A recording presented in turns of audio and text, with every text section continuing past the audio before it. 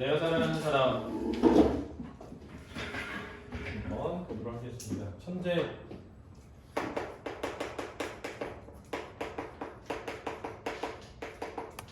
김수학 1-1이거든요. 개성이든 어디든 솔직히든 다 이거 범위였어요. 그러니까 잘 들어줘야 됩니다. 선생님이 어떤 식으로 출제되는지까지 자세히 설명해 줄 테니까 잘 듣고 이해해야 돼요. 먼저 그 앞에 문학으로 소통하기라고 되어 있는 부분부터 해볼게요.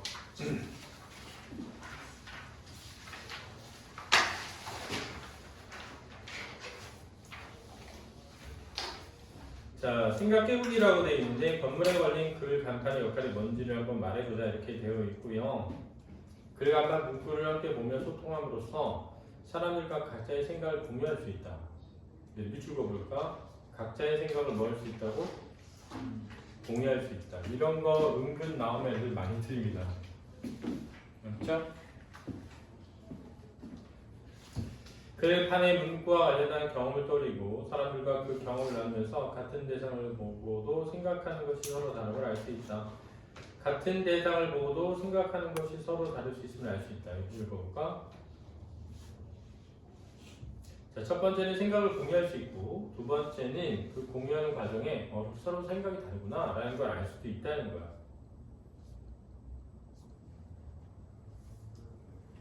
간판을 보니까 김지아라는 사람이 쓴 시인이에요. 세봄이라고 하는 시입니다. 벚꽃 지는 걸 보니 푸른 소리 좋아, 푸른 솔 좋아하다 보니 벚꽃말도 좋아, 뭐 이렇게 된 시였어요. 다음 장 넘겨볼까?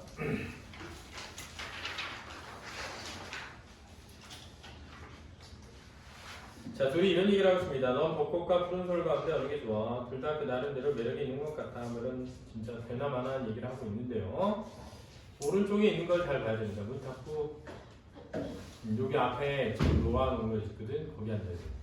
네. 여기 더 앞에 거기 거기 이거야. 건물에 내걸린 대형 글 간판 문구를 보면 사람들은 자신의 처지나 경험을 바탕으로 하여 자 처지나 경험을 바탕으로 여기 밑줄 봐봐. 이게 중요하다.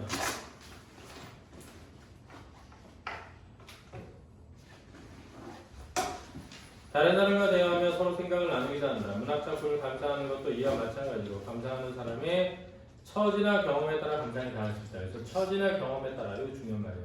이주거나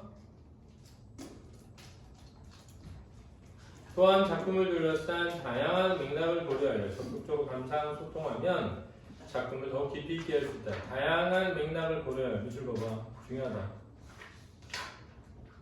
자, 이게 작가 맥락, 독자 맥락, 사회 문화적 맥락 이라고 돼 있잖아요. 자, 이걸 이제 정리해봐야 돼.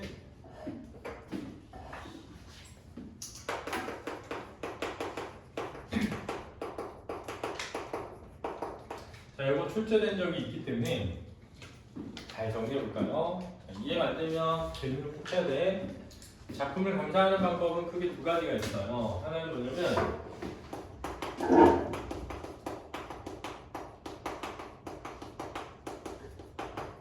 외제적 감상법이라는 게 있습니다. 외제적 감상법.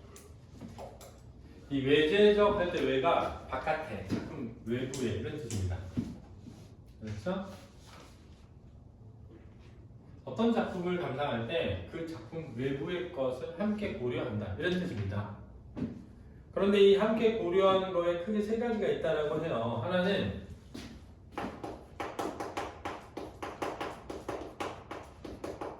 작가와 관련지어가지고 작품 감상하는 작가 맥락이 있습니다. 얘를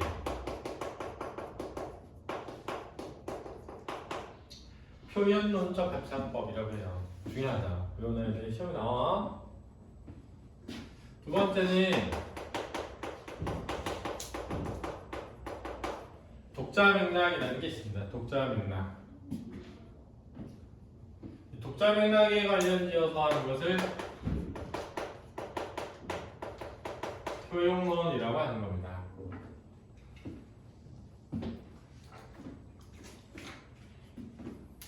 그렇죠? 세 번째는 사회 문화적인 맥락이라는 게 있고요. 얘를 반영론이라고 하는 겁니다.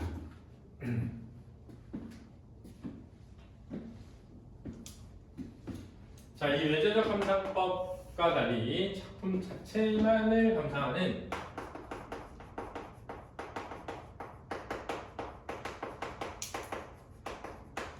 내재적 감상법도 있습니다.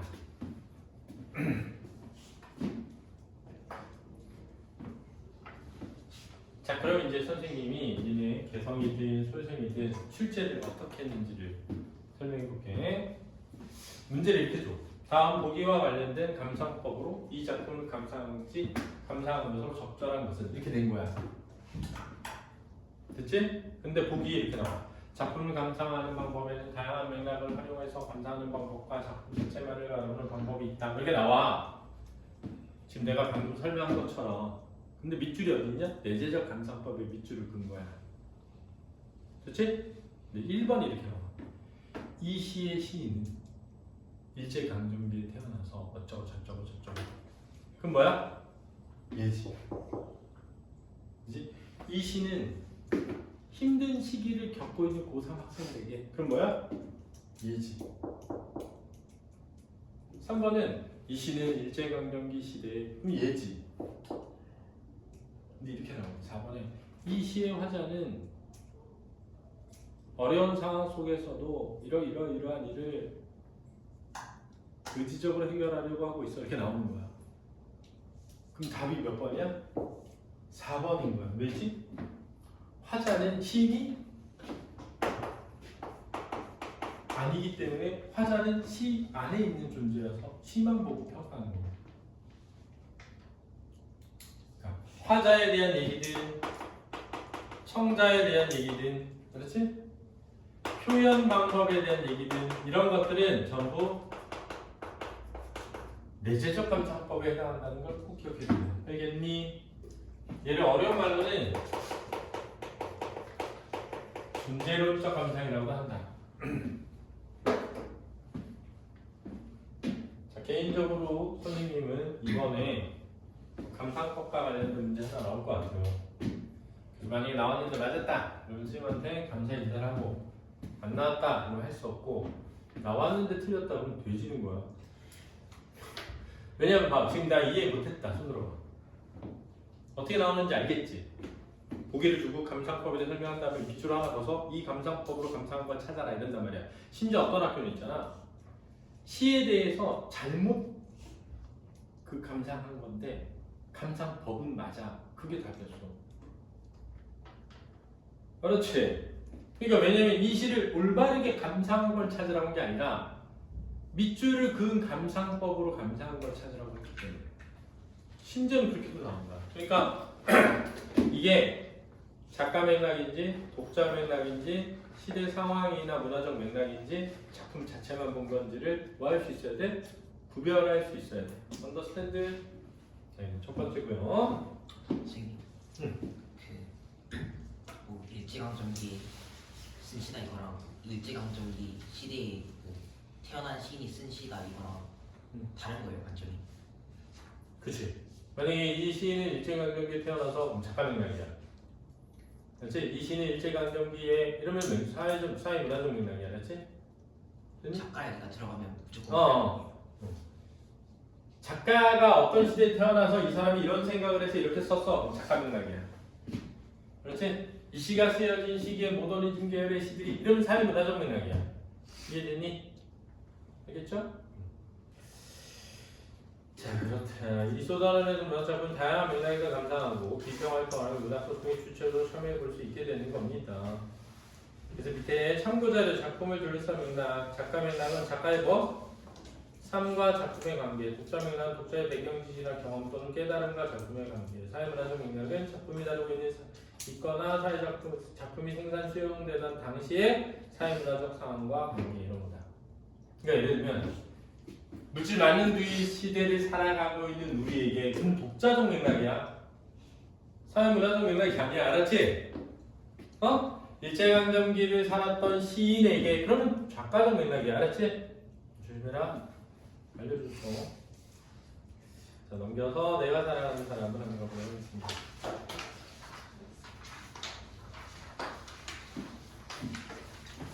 자, 메뉴 이렇게 나오고 있어요.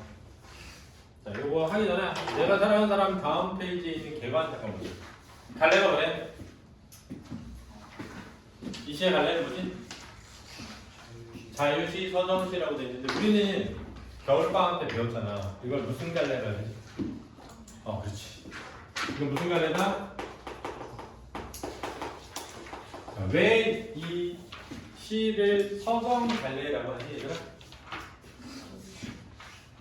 써놔야 돼. 왜 서정 갈래라고 하지? 서정 갈래가 뭐야? 응?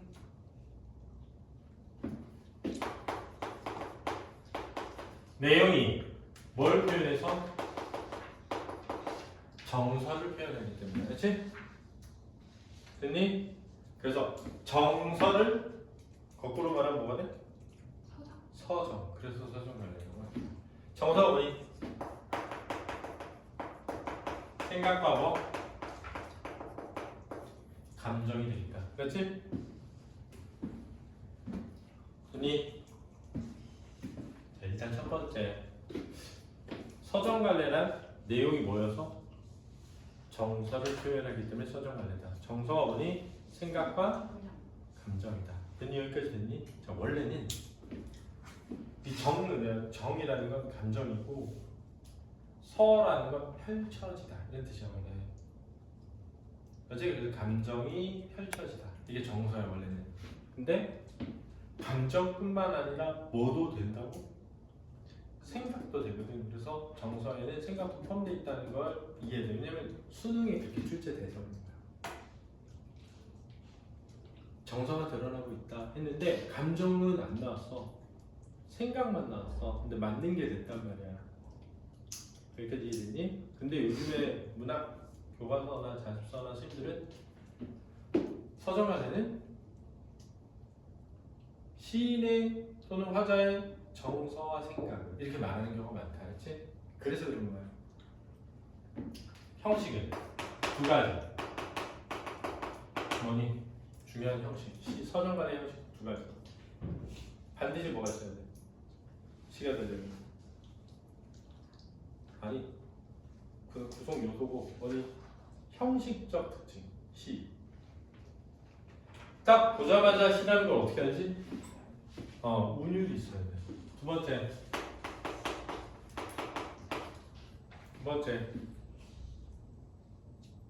길이가 뭐야 돼? 짧아야 돼. 그걸 뭐라 그랬었니? 압축성. 다른 말로 하면 함축성을 떼야 돼. 이런 걸 뭐라고 한다? 서정갈래라고 하는 거야. 이거 잊어버리면 안 돼. 중요하다. 선생님 서정 갈래가 뭐예요? 서정갈래 시를 전부 서정갈래라고 해. 있지? 그럼 서정갈래는 뭐 있어? 서사갈래 뭐 있지? 소설. 이해됐지? 그 다음 또 뭐 있어요? 극갈래 뭐 있니? 희곡과 시나리오. 이해했어 이제? 자, 서정갈래는 시야. 근데 왜 서정갈래라고? 정서를 표현해서. 그렇지? 형식적으로는 뭐라고? 운율과 압축성. 이게 다 시험 문제 다 나오는 거야. 시험 문제 다 나오는 게 니네 나중에 내신 딱 보고 나서 시험 문제 나와 있는 요 말들 있는지 볼게. 요 말들 다 찾아보면 다 나와. 모르면 절대 안 돼. 모르면 뭐라고?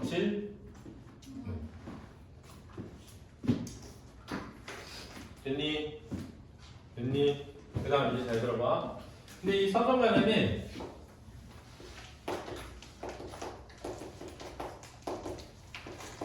형상화라는 걸 해. 형상화. 그렇지? 이 형상화를 어떻게 하느냐? 일단 누가 등장해? 화자가.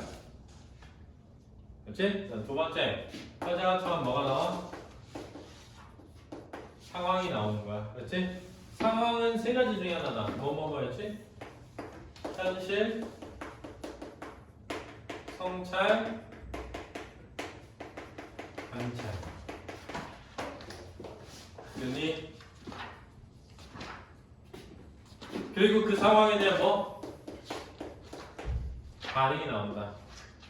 반응 두 가지 중에 하나죠.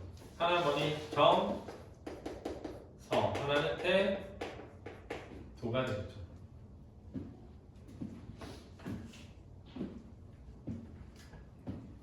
중요하다.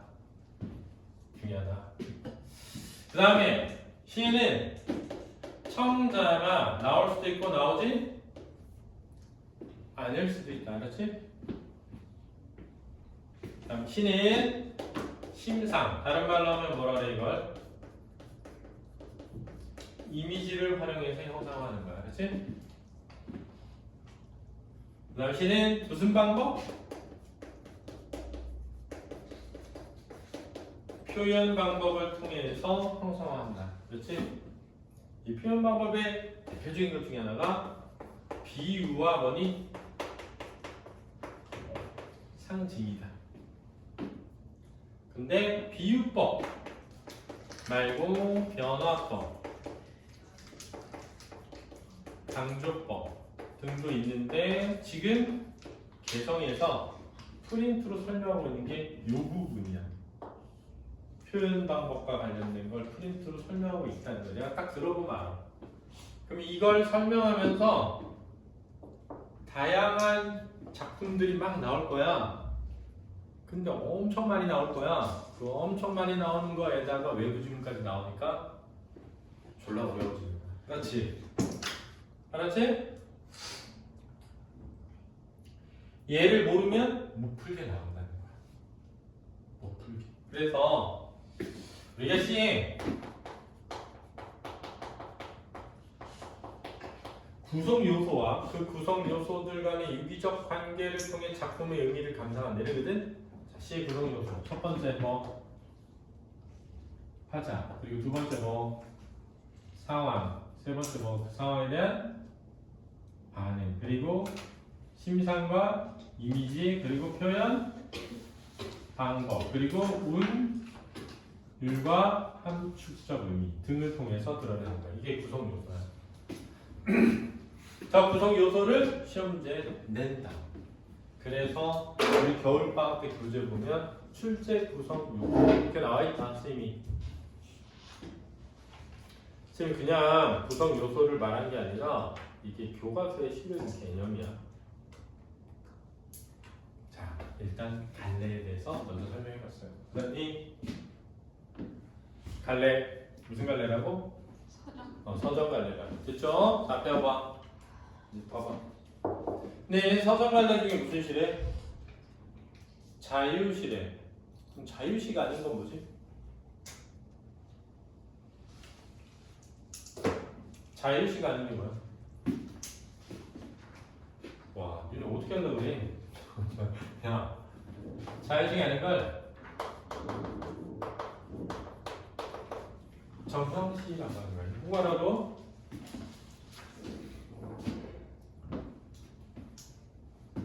그러면 정형시에는 뭐가 있지? 우리나라에? 우리나라 정형시 딱 한 가지밖에 없어. 뭐니? 한시. 아닌데. 한시 아닌데. 한시는 형식은 우리나라 게 아니어서 중국 거여서 우리나라 전통의 시가 아니야. 우리나라 전통의 시 중에 정형시는 딱 하나라고 볼 수 있다. 뭐니? 와, 진짜 이거 야, 머릿속에 지우개를 넣은 건 아닐 테고 복습을 안 하는 게지.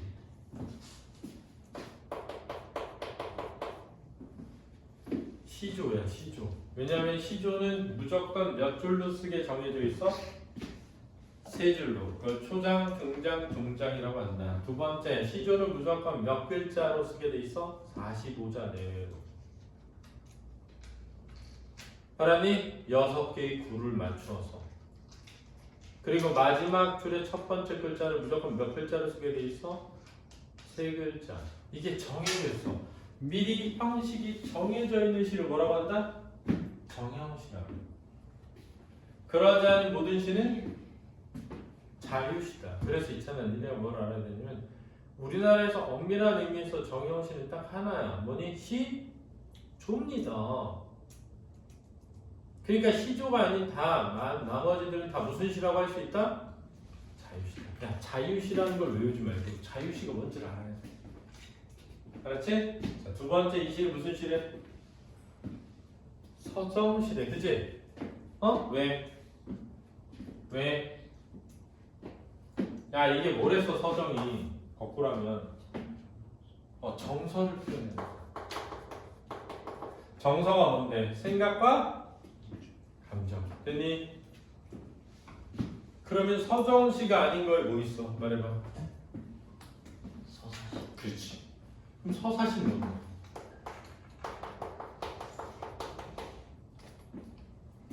서사시는 뭐니? 아까 서가 펼쳐지다. 알았지? 그래서 서정은 감정이 펼쳐지다. 됐지? 서사시는 뭐가 펼쳐져요? 사건이 펼쳐지는 거야. 알았지? 이만 빼봐봐. 인물이 등장해서 사건을 겪게 되는 내용을 운율이 있고 압축적으로 쓰잖아? 그럼 무슨 시가 된다? 서사시가 되는 거야. 우리나라의 대표적인 서사시가 바로 김동완의 국경의 밤이라는 시거든. 국경 지역에 사는 한 남자가 겨울밤에 겪는 이야기를 시로 썼어. 그러면 인물의 이야기, 사건을 시로 썼으니까 무슨 시다? 서사시가 되는 거야. 이거 잘 이해해야 돼. 됐니? 그럼 얘는 서사시가 아니라 뭐라고? 서정시야. 만약에 내가 책을 딱 폈는데 왼쪽에 이렇게 써있어. 햄릿. 오 나무여 내 사랑이여 어디로 나는 가야 하나. 그때 뭐 예를 들면 왕비. 바다를 건너는 자 그대는 누구인가요? 사랑이여 바람이여 꽃이여 이렇게 썼어. 근데 읽어보면 시 같은데 왼쪽에 사람 이름이 있고 그 사람의 대사처럼 이렇게 썼어. 그런 거 극시라. 극갈래처럼 쓴 시라는 뜻이 알았니? 그래서 우리 시에는 서사시, 서정시, 극시가 있는 거야. 이해됐지? 이해됐지? 자 이제 얘는 뭐라고? 서정시. 이게 뭔지 알겠지? 니네 들어봐. 이거 나왔었어 설명해 주는 거야. 백석이라는 사람이 쓴 수라라고 하는 시가 있거든. 내용은 이거야. 어느 날 아침에 방바닥에 개미 새끼 한 마리가 거미 새끼 한 마리가 지나가서 거미를 문 밖에 쓸어버렸어. 근데 좀 있다가 그 근처에서 좀 큰 거미가 뭔가 찾는 것처럼 돌아다녀. 그걸 보자 나는 마음이 아파. 내가 방금 새끼 거미 밖에 버렸는데 엄마가? 그래서 바깥이 차갑지만 그래도 새끼 있는데 가라고 그 거미를 다시 밖에다 보내줘. 그랬는데 좀 지나서 정말 너무 작은 발이 채 서지도 못한 이제 막 깬 듯한 정말 너무 작은 새끼 거미 한 마리가 막 또 돌아다녀. 그 나는 가슴이 미어지는 거야.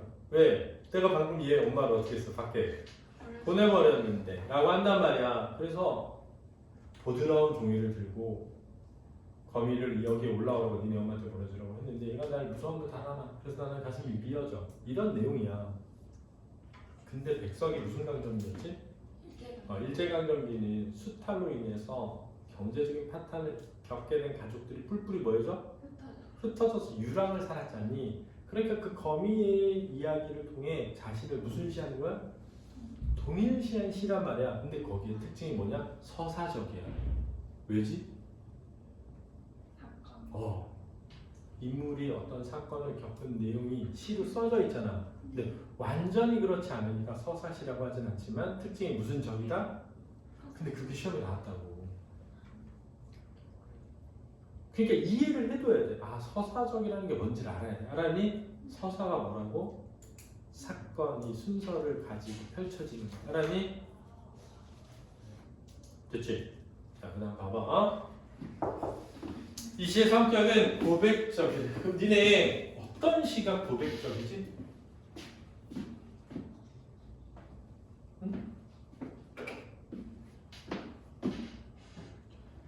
고백적이란 자신의 생각, 속 마음을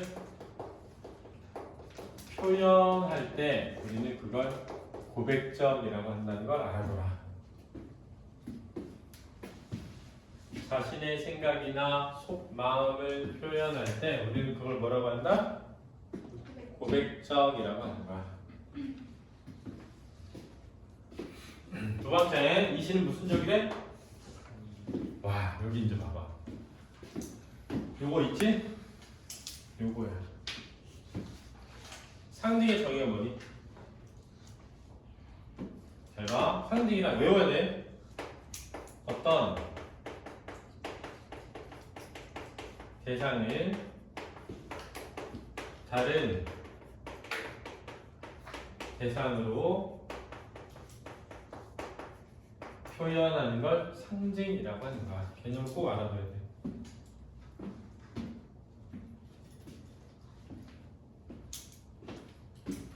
자, 이 어떤 대상을 뭐라고 하게? 원관념이라고 하는 거야. 그렇지? 자, 이 다른 대상을 뭐라고 하게? 보조관념이라고 하는 거야.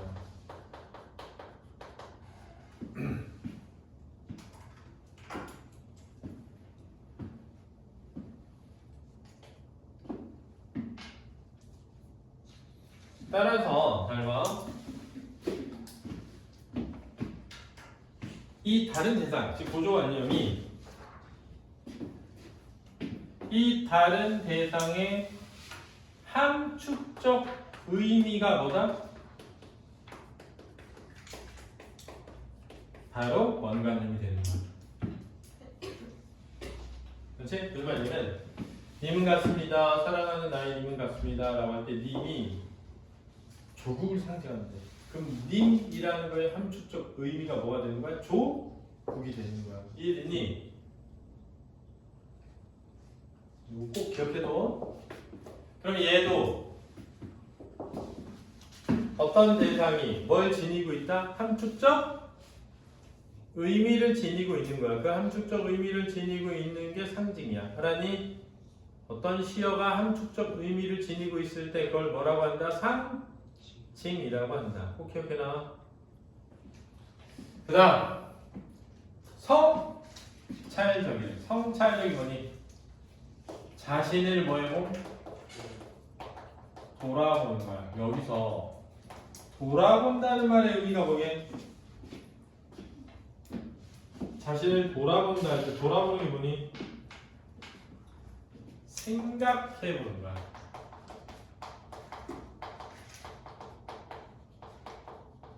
그렇지?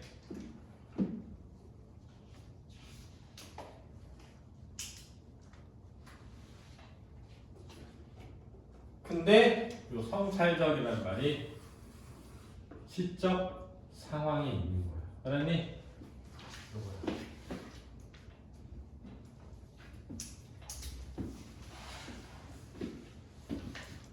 이 시는 화자가 자신을 뭐해서 돌아보고 느낀 점, 깨달은 점을 쓴 시가 되는 거야. 됐니? 요 구성 요소다 이게. 제재는 주제와 관련된 소재를 주제와 소재 그래서 제재라고 하는 거야. 그래서 이 시의 제재는 그늘과 뭐야? 눈물이래. 그러면 있잖아. 봐봐. 그늘이라고 하는 게 지니는 함축적 의미가 있다면 이 시는 상징적인 게 되는 거지. 알았니? 이렇게 돼 있는 거야. 주제는 가난하고 고통받는 사람들에 대한 애정과 타인의 고통과 슬픔에 대한 연민과 공감의 소중함이래. 연민이 뭐니? 불쌍하게 여기는 마음.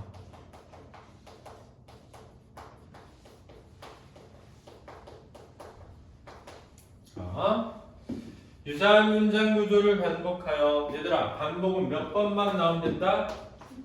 두 번만 나오면 된다. 꼭 알아둬라. 자, 그런데 무조건 반복을 하면 뭐가 만들어지죠? 운율이 만들어지니까 이건 꼭 알아둬라. 대조적인 시어를 활용하여 자, 선생님이 대조란 뭐라 그랬지? 차이점을 뭐하는 것?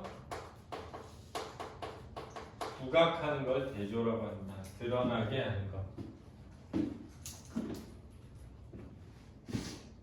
대조적인 시어를 사용하여 시상을 전개하였다 할 때 시상이 뭐지? 시의 내용을 시상이라고 한다. 그래서 시의 내용을 한마디로 줄여서 말하자면 바로 이 상황과 반응이 시상이 되겠다. 그러니까 시를 쓰는 순간 시상이 뭐 된다? 전개되는 거고 시상이란 뭐다? 시의 내용이다. 시의 내용이 뭐니? 상황과 반응이다. 이렇게 기억해줘야 되는 거야. 중요하다. 서리적 표현을 사용하여 얘들아 서리적 표현이 뭐지? 질문의 형식이지만 대답을 요구하지는 않는 것이죠. 이를 통해서 강조하는 겁니다. 뭐를? 주제를. 그래서 너네 학교에서 보면 이 강조법에 반복이나 과장이나 서리법을 배우기도 한다. 알았니? 프린트해서 확인하세요.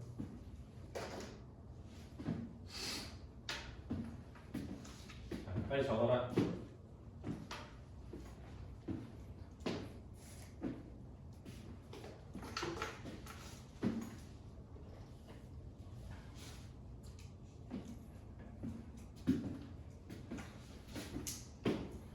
우리 수빈수는 맞는 못 찾았어 오늘? 잘 왔어. 유빈수는 잘 다니고 있어. 그래서 우리 영은 수업한 영상이 있거든. 내가 보내줄게 유빈수한테. 뭐라고? 너랑은 상관없잖아. 그냥 보내주는 거야. 잘 해야 되니까. 저 반복 다 뭐라 돼 있는 거예요? 어디? 저 반복 처리 지금 뭐라 돼 있는 자, 반복법, 과장법, 서리법 이런 것들이 강조법에 포함되어 있다. 과장법이야, 과장법. 자, 선생님 글씨가 마장으로 보이기도 하는구나. 미안해. 자, 시를 볼까요? 자, 다 써줘. 갑니다. 내가 사랑하는 사람. 나는 그늘이 없는 사랑을 사랑하지 않는다. 이렇게 돼 있거든요. 자, 이거 중요하다. 줄게.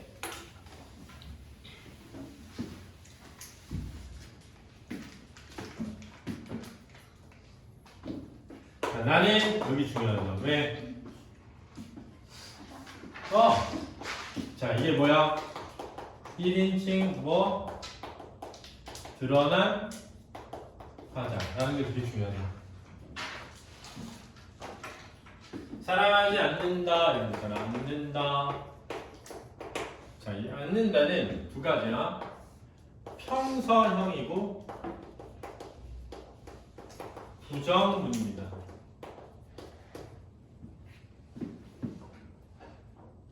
그렇지?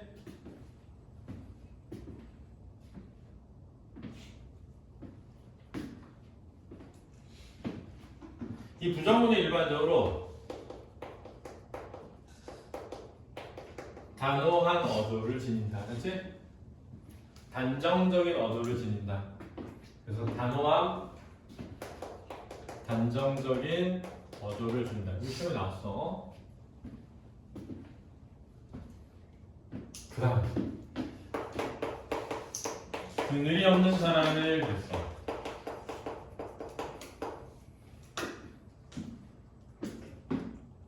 그래서 그늘이 뭐야? 그늘이 없는 사람이 뭐야?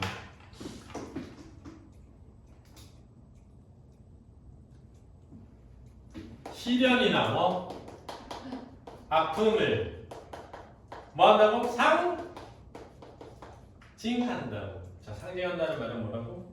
한 축적 의미로 지닌다. 이해되니? 그래서 이 시는 무슨 적이다? 상징적이다. 그럼 이 사람은 이 그늘이라는 건 시련과 아픔이라는 건 원래는 플러스야 마이너스야? 마이너스. 마이너스죠. 근데 이 사람은 이 시련과 아픔을 뭐라고 인식하는 거야? 플러스로 인식하는 거죠. 이게 중요하다. 왜냐면 이 그늘이 없는 사람을 사랑하지 않으니까 그늘이 있는 사람을 사랑하는 거죠. 알았니? 그래서 니네 그 교재에 보면 이렇게 말해. 부정 표현을 통해 강한 뭐? 긍정의 의미를 뭐하고 있다? 강조한다. 그래서 강한 긍정 뭐니? 그늘이 있는 사람을 사랑한다는 거죠. 됐니?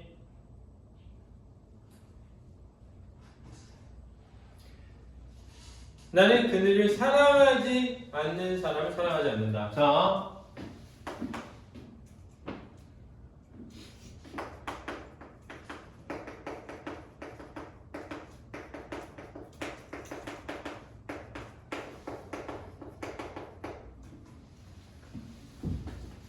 이제 중요해.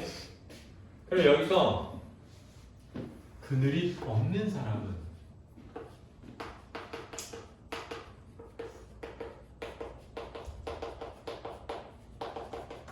이렇죠. 경험해보지 못해. 겪어보지 못해. 알았니? 그럼 여기서 사랑하지 않는 뭐게?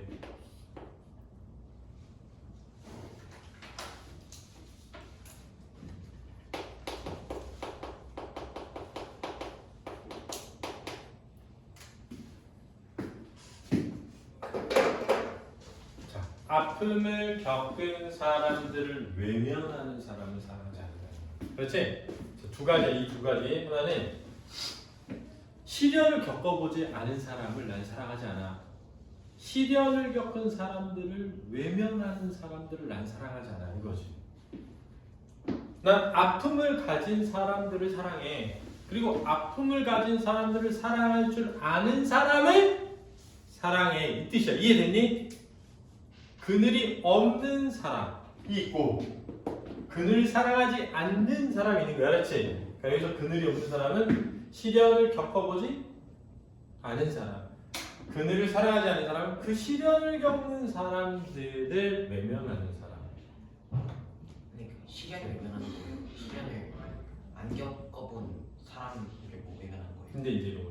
시련을 외면한다라고 하면 그냥 시련의 상황이잖아.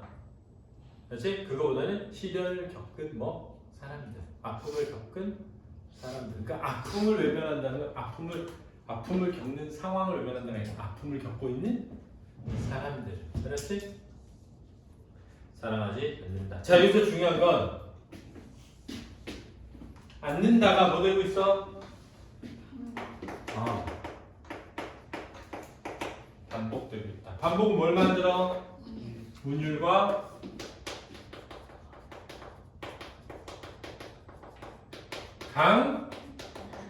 강조를 만들어낸다.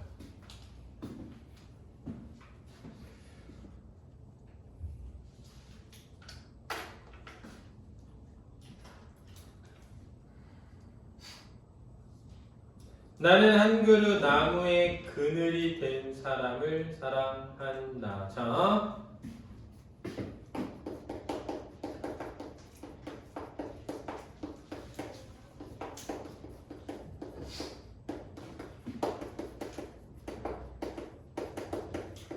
여기 잘 보면 사랑하지 않는다.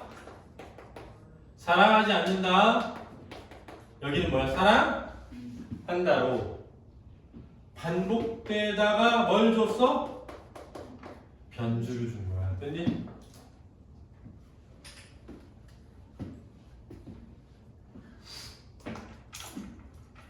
근데 이제 봐봐. 그늘이 된 사람 그러면 시련을 뭐한 사람? 겪은 사람 이렇게 느껴질 수 있거든? 근데 얘는 그늘이 된 사람이라고 하는 건 뭐의 그늘? 나무의 그늘이 된 사람 이렇게 표현했단 말이야. 그러면 이제 잘 봐. 이 나무의 그늘은 잘 들어. 더운 여름에 뭐가 돼주지?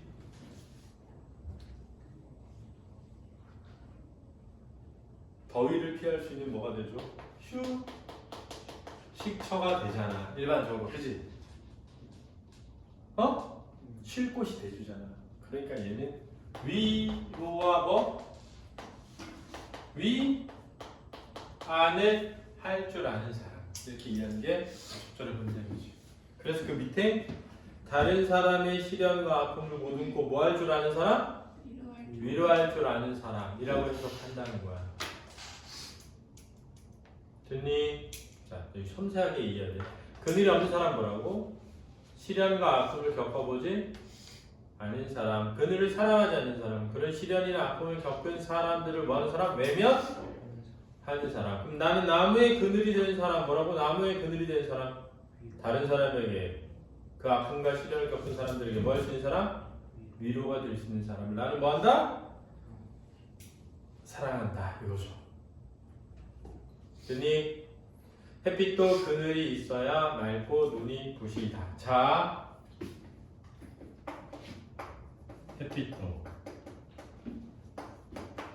그늘이 있어야 맑고 이제 잘 봐. 이 햇빛과 그늘은 서로 뭐 되는 거니? 비대조되죠. 그지? 이 둘이 대비대조되기 때문에 이 햇빛의 맑고 부심이 뭐 되는 거라고? 강조되는 거죠.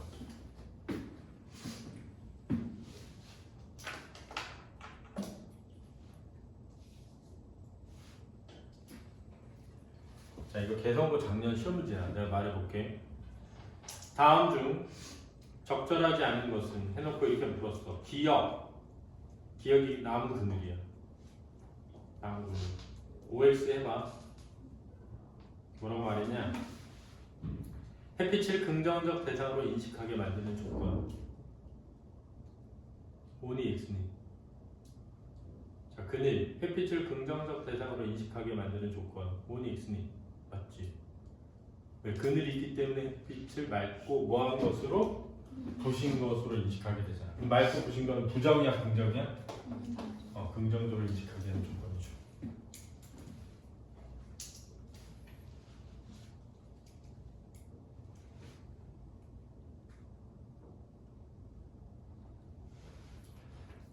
나무 그늘에 앉아.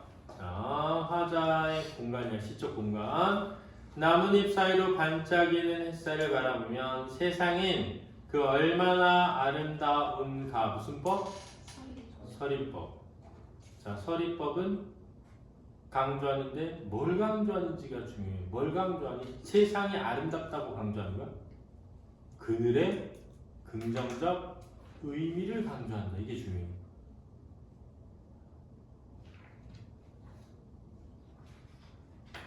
손톱 그만 연구하시고요. 역시 그늘의 긍정적 의미를 강조합니다.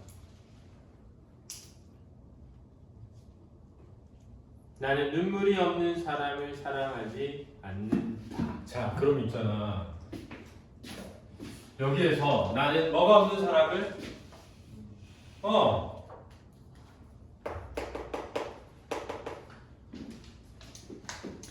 그럼 여기서도 눈물은 뭘 의미해? 시련과 아픔을 의미하는 거지. 그리고 여기서 중요한 건 뭐냐면, 잘 봐. 자, 1년에 1행에 문장 구조가 뭐 되고 있다? 반복되고 있어서 뭘 만든다? 분유를 만들고 있지.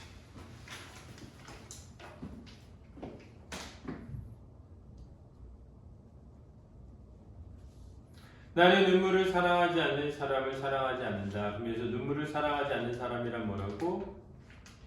시련과 고난을 겪은 사람들을 뭐하는 사람? 외면. 외면하는 사람. 웹에서 찾은 결과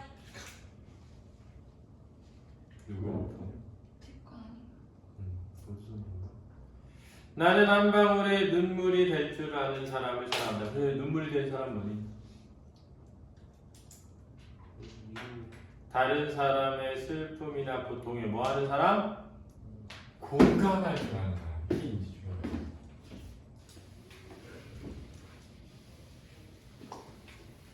자, 봐봐.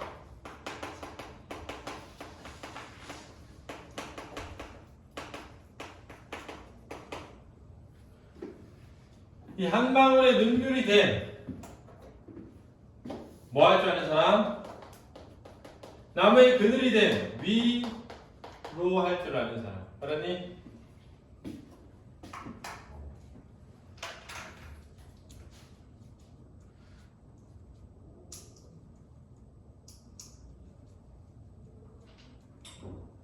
자, 이게 중요하다. 기쁨도 눈물이 없으면 기쁨이 아니다. 자, 여기 기쁨도 눈물이 없으면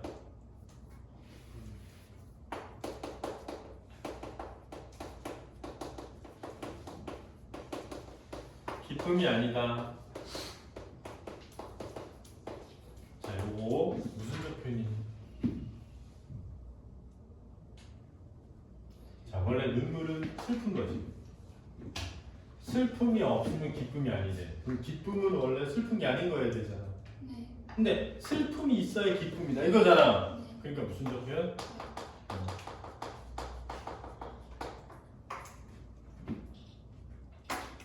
자, 얘 뜻이 뭐지?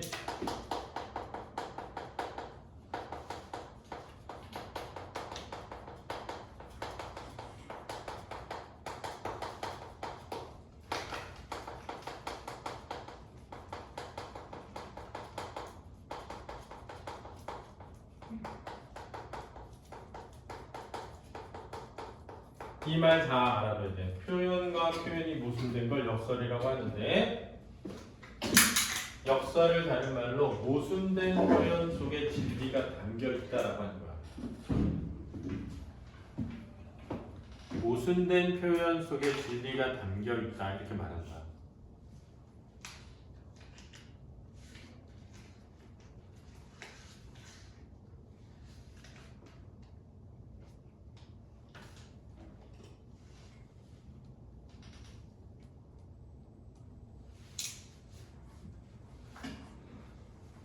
사랑도 눈물 없는 사랑이 어디 있겠는가? 장면이 똑같아.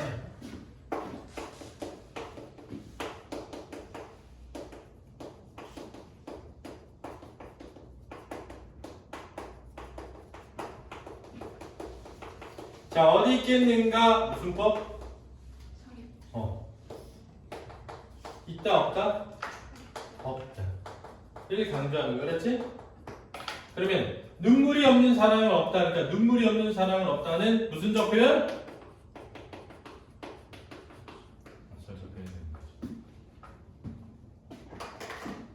왜냐면 일반적으로 사람들은 사랑은 기쁜 거고 행복한 거고 즐거운 거지 슬픈 게 아니라고 생각하는데 사실은 이 사람은 그렇게 보지 않는 거죠.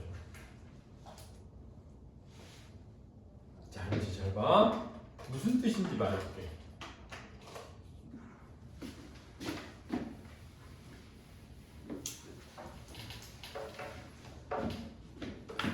봐. 진정한 사랑은 진정한 기쁨은 뭐지? 타인의 고통을 외면하지 않아야 된다는 거지. 다른 사람의 아픔을 위로할 줄 알아야 진정한 기쁨이고 진정한 뭐가 된다? 사랑이 된다는 거지. 이게 이 시의 뭐야? 주제야. 그러니까 봐봐. 이 시의 주제가 뭐라고? 가난하고 고통받는 사람들에 대한 뭐? 애정. 타인의 고통과 슬픔에 대한 연민과 뭐? 공감. 이거지.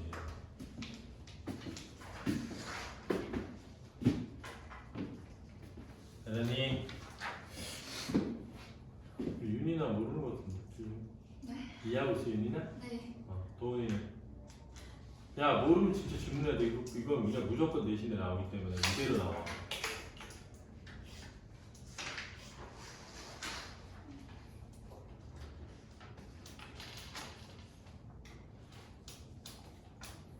봐봐.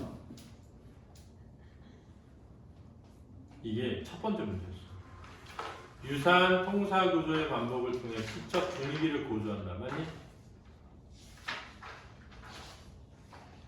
맞니? 아 유사한 통사 구조 반복된다고 했잖아. 그지? 분위기는 무조건 고조된다니까. 분위기가 뭔지 어떻게 알아 그냥. 반복되면 뭐돼? 강조되잖아. 이해됐어? 분위기라는 게 뭐야? 주제를 의미하는 거야. 주제. 시의 주제. 시의 주제를 드러내기 위해 분위기를 고조시키는 거야. 알았니? 야 이게 답이었거든? 근데 이거 틀렸어. 내가 그래서 말해주는 거야. 작년에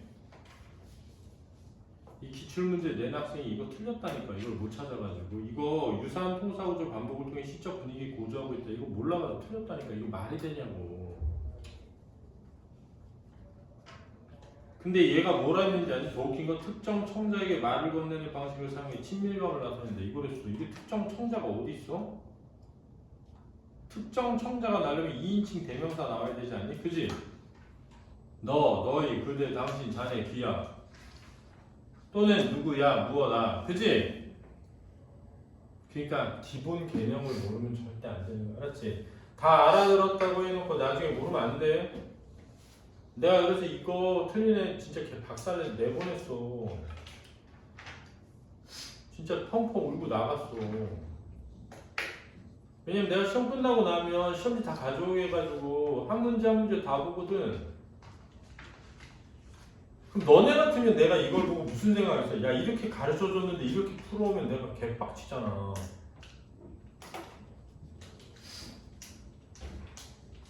알았어? 내가 아까 여기서 청자 있을 수도 있고 없을 수도 있다. 청자가 있으려면 2인칭 대명사 뭐 너, 너희, 그대, 당신, 자네, 귀야. 또는 도노법 누구야, 무엇아, 누구여 이런 게 나와야 청자가 있는 거야. 알았니? 여기 없잖아. 나는 이런 사람 사랑하지 않는다. 얼마나 아름다운가. 사랑하지 않는다. 사랑한다. 이런 사람이 어디 있는가?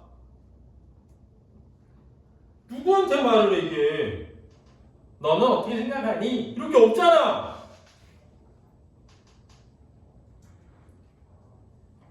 그래서 나무 그늘에 앉아. 이게 화자가 있는 공간이야. 자, 이 화자가 있는 공간 어떤 의미를 지닌다? 빛을 더 밝고 아름답게 느끼게 만드는, 그걸 소중하게 만드는. 그러니까 결론 보면 그늘을 알아야 기쁨도 사랑도 소중해지는 거야. 알았니? 햇빛도. 다른 사람의 눈물을 닦아주는 사람. 이게 뭐라고? 공감하고 위로할 줄 아는 사람의 모습이 그 얼마나 고요한 아름다움인가 그랬잖아.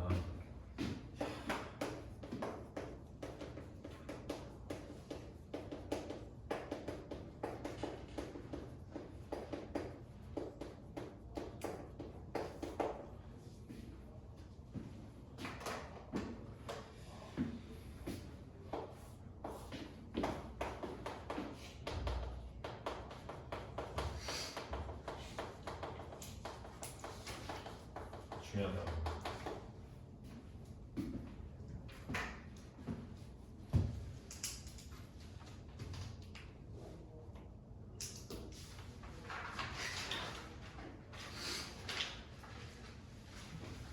그래서 오른쪽에 보면 내면적인 뭐가 있고 여유가 있고 성숙한 내면을 지니고 있어야 이것이 뭐하다? 가능하다는 거야. 자, 넘겨서 선생님 그 마지막 그 서리법이 그 얼마나 고요한 아름다움인가. 정말 고요한 아름다움이네. 이렇게 강조하는 거야. 알았지? 야, 얼마나 아름다움이야? 이렇게 물어본 게 아니야. 알았지? 엄청 아름다워. 이렇게 말한 거야. 서리적 표현이다. 넘겨서 제재 구성법. 1년은 그늘의 가치와 중요성이고 2년은 뭐의 가치와 중요성? 눈물의 가치와 중요성이다. 시의 짜임을 보면 1년엔 그늘이 없는 사람, 그늘을 사랑하지 않는 사람은 내가 사랑하지 않는 사람이죠. 눈물이 없는 사람, 눈물을 사랑하지 않는 사람도 내가 사랑하지 않는 사람입니다. 내가 사랑하는 사람은 한 그루의 나무, 한 그루 나무에 그늘이 된 사람이고 한 방울 눈물이 된 사람이다. 그늘과 눈물의 이중적 의미 생각해보죠. 그늘은 한편으로는 인생의 무슨 면이야? 어두운 면이고 햇빛과 뭐대? 대조되죠. 하지만 이 햇빛을 뭐에 강조하고 부각한다. 이해됐니? 그러면서 자신을 드러내지 않고 다른 사람을 위한 삶의 태도라는 무선적 의미가 있다? 긍정적 의미가 있다. 이게 서봐 나무의 그늘이야. 자, 눈물은 슬픔과 고통이라는 부정적 의미가 있기 때문에 기쁨과 뭐돼 있어? 대조되어 있지만 이 기쁨을 뭔다? 강조? 부각한다. 왜? 다른 사람의 슬픔에 공감할 줄 아는 삶의 태도니까. 알았니? 자, 이거 중요하다. 이중적 의미. 별표 쳐놔. 내가 사랑하는 사람을 둘러싼 맥락을 보죠. 작가 맥락에서 고통과 슬픔을 경험하고 이를 극복한 사람이 다른 사람의 슬픔, 고통에도 공감할 수 있음을 시인이 뭐하고자 하는 거다? 전하고자 하는 것이죠. 사회 문화적 맥락, 고통받는 사람들, 소외당한 사람들을 외면하지 않고 더불어 사는 뭐가 돼야 한다? 사회가 되어야 한다. 독자 맥락, 내 삶에서 여기서 내 삶이 누구야? 독자야. 그렇지? 그늘과 눈물이 내 성장에 도움이 되는 것을 깨달았어. 이렇게 말하는 겁니다. 중요합니다. 넘겨볼까요? 자, 각 연에서 화자가 사랑하는 사람은 어떤 사람인지 찾아보자. 1년은 뭐라고요? 한 그루 나무에 그늘이 되는. 자, 써봐. 나무에 그늘이 되는 사람 뭐라고요?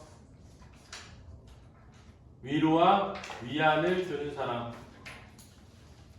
자, 한 방울의 눈물이 된 사람 뭐라고요? 아픔에 공감할 줄 아는 사람.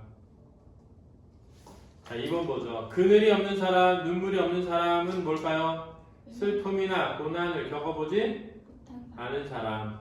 그늘이 된 사람과 눈물이 된 사람은 뭘까요? 동정심과 위로와 공감하는 사람. 알았니? 그래서 이렇게 의미가 뭐하다? 달라진다. 그럼 위에 있는 그늘과 눈물은 부정적 의미를 지니고 있지, 그치? 근데 밑에 있는 그늘과 눈물은 긍정적 의미를 지니고 있다. 알겠니? 중요하다. 이를 바탕으로 다음 구절을 생각해 봅시다. 자, 예시도 한번 볼까? 슬픔과 고난을 겪고 그것을 이겨낸 사람이야말로 삶의 참된 행복을 깨달을 수 있다. 밝음, 기쁨, 행복도 그늘, 눈물, 어둠이 있어야 더 빛난다. 즉 고통을 이해하는 사람이 자기 이해를 바탕으로 다른 사람의 고통을 이해하고 공감하며 뭐 할 줄 알게 된다? 위로할 줄 알게 된다. 이거 다 중요한 말이야. 선지로 나온다 이렇게. 이 시에 두드러나게 드러난 표현상의 특징을 찾아보자. 일단 서리적 표현을 상해 그늘과 눈물의 긍정적 의미를 뭐하고 있다? 강조한다. 이것도 나왔어. 1년, 2년의 유사한 문장 구조를 통해 통일감과 운율을 형성한다. 이것도 시험에 그대로 나왔다. 3년의 대조적 시어를 활용해 주제의식을 선명하게 뭐한다? 드러낸다. 기쁨과 눈물도 대조야. 알았니? 자, 넘겨볼까요?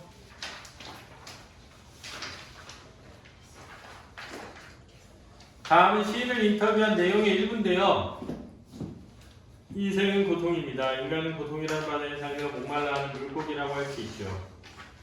물속에 살아도 목마름을 느끼고. 자, 물속에 살아도 목마름을 느낀다. 무슨 적 표현? 역설적 표현이죠. 그렇다고 물속을 벗어날 수 없기 때문입니다. 사람들은 대부분 자신의 인생에 고통이 없기를 바라지만 이 세상에 고통이 없는 사람이 없습니다. 그래서 저는 사람들이 고통이 없기를 바라지 말고 고통을 이해하며 나아가 고통을 사랑해야 한다. 그래야 자신뿐만 아니라 타인의 삶도 진정으로 사랑할 수 있다는 것을 말하고 싶었습니다. 그래서 고통을 사랑해야 된다는 건 다른 말로 하면 그늘을 사랑하는 사람이 되라죠. 알았니? 듣니? 그래서 시인이 고통을 이해하며 나아가 고통을 사랑해야 한다는 까닭은 고통을 회피하거나 부정하지 않고 그것을 잘 이해하고 이겨낸 사람이 진정한 삶의 행복을 깨닫고 타인의 삶을 뭐 할 수 있어서? 사랑할 수 있어서. 그러니까 결론적으로 말하면 이 시인은 고통 자체도 뭐 하지 마라? 외면하지 말아라 이거지. 고통받는 사람도 외면하지 말고 고통 자체도 뭐 하지 마라? 외면하지 마라. 왜? 그 고통을 내가 겪어봐야 다른 고통을 겪는 사람을 뭐 할 수 있게 된다? 위로할 수 있게 되고 공감할 수 있게 되니까. 이해되니? 중요하다. 자, 시인의 말에 어느 정도 공감인지 알아서 쓰시고요. 고통을 이해하고 사랑하는 사람이 필요한 까닭을 한번 읽어보시면 되겠습니다. 알겠습니까? 그럼 그 뒤에 넘겨서